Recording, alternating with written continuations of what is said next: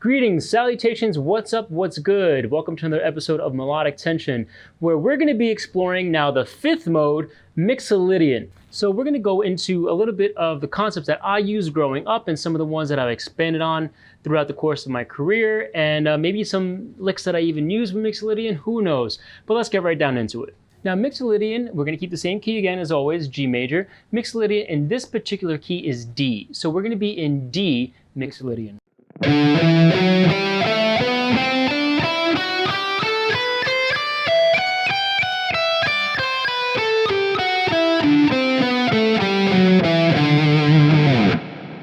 Definitely want to get your feet wet with just doing that low to high to low a bunch of times.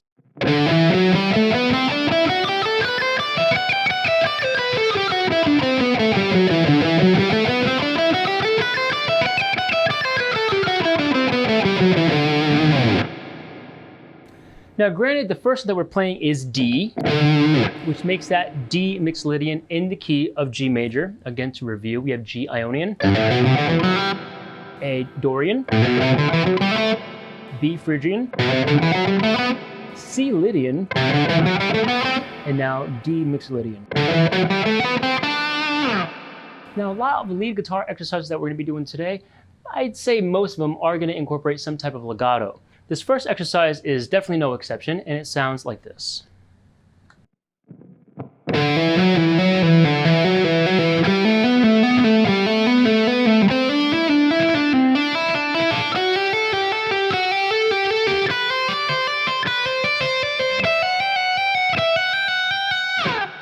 Then of course you want to move your way back down as well.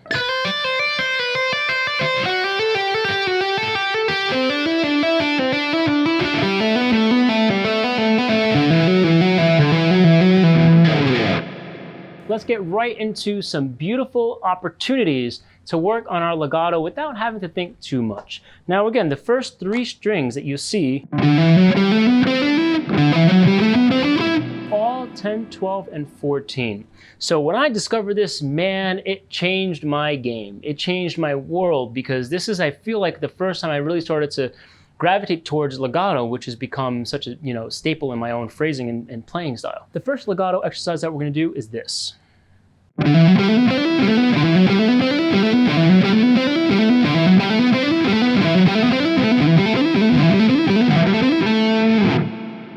Okay, we do that a lot slower.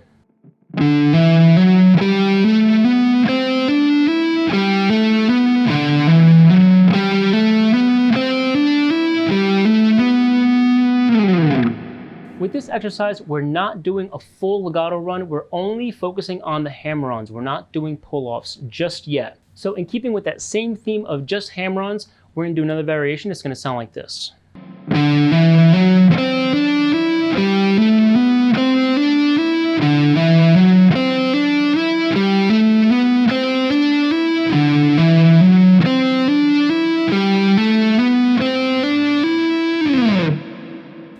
Now up to speed.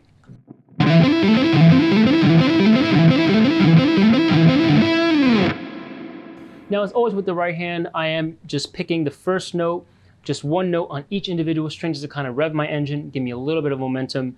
It's really an illusion of momentum, but it does give me a lot more control, not only over the picking, but also the muting. Now this time we're going to be implementing a little bit of the pull-offs with the same strings. Nothing's really changed, it's a different variation of it, including hammer-ons and pull-offs this time. A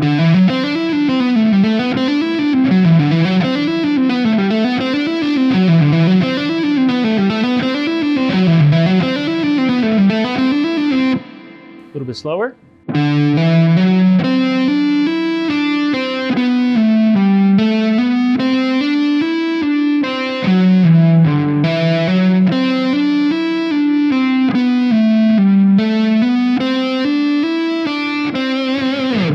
Now up to speed.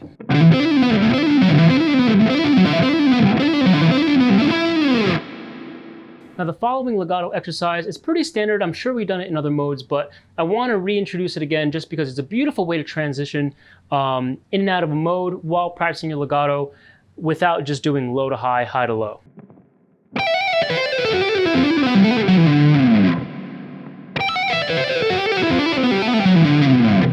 All right, so we'll do it slow.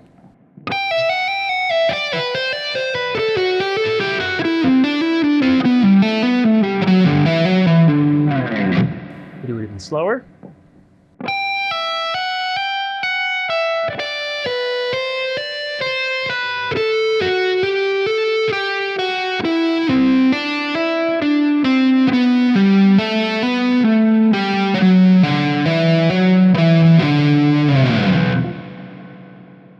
Now for me as a player, my personal weakness has always been pull-offs. If I had to choose between hammer-ons or pull-offs, going high to low has always been a weakness of mine because I think I spent so much time going, you know, and focusing on my hammer-on so much. I do find myself not even picking at all because my hammer-ons are pretty strong. So when you notice, my right hand is just kind of guiding. It's not necessarily picking.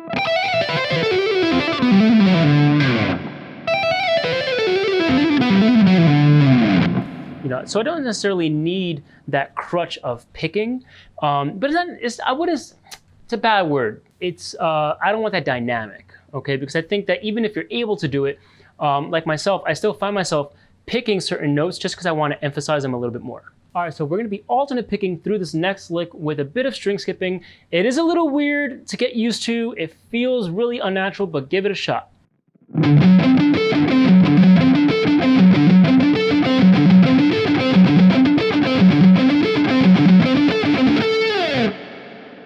Now, when I first came up with this lick in particular, I started on a down pick, and unfortunately, it ended up with that in the box picking right there. So you have down, up, down, up, down, right? So you have 1, 2, 3, 4, 5. If you have an odd number of notes, it's gonna probably end up in that little, you know, in the box picking that I'm not a fan of at all. If it doesn't bother you, God bless you. I'm sure if I just kept doing it, I could probably get away with it, but it's not gonna sound as clean, it's not gonna sound as good. So I personally started on an upstroke, and it goes up, down, up, down, up. Have a lot more, I feel a lot more confident. It sounds clearer, and that's just my own preference. But the point is to just be aware of these little pitfalls, because if you're not aware of it and you keep trying it and it's frustrating, there's probably a much better, easier, more natural way for you to do it. So this next lick slash riff, because you can kind of go either way depending on what register you're playing and what's going on in the song that you're using it in. But it's going to be using some alternate picking, and it sounds like this.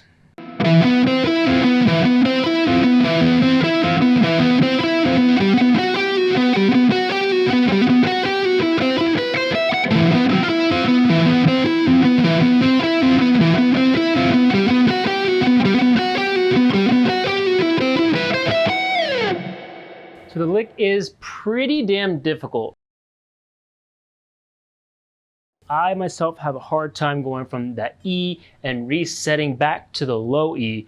It is quite a jump, especially if you have a 7-string. The main reason why I can't really get it 100% clean is because my goddamn middle finger keeps bumping into that bottom string that I'm not using. But if you have a 6-string, it should probably be really easy for you to, well, not really easy because the lick is hard as hell, but it should be a little bit easier for you to control that, you know, that bottom string, because you won't have it.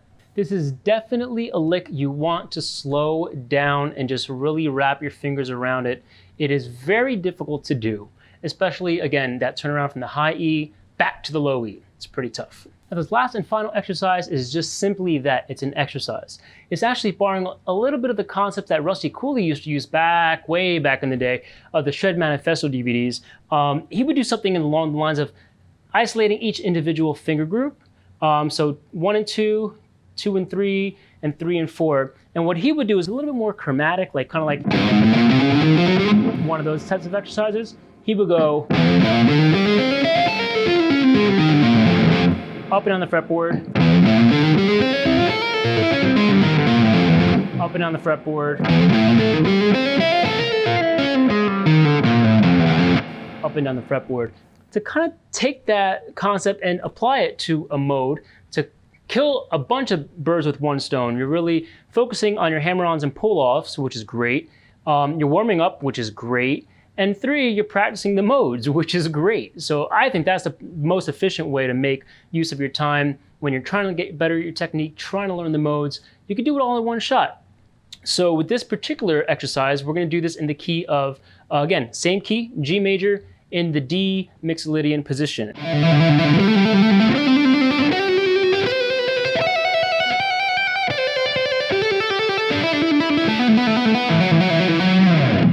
And you can do this with each finger group. So I did that with 1 and 2. Now you're going to do it with 2 and 3.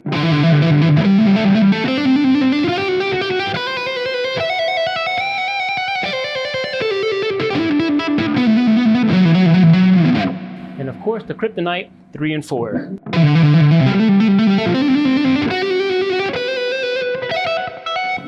God.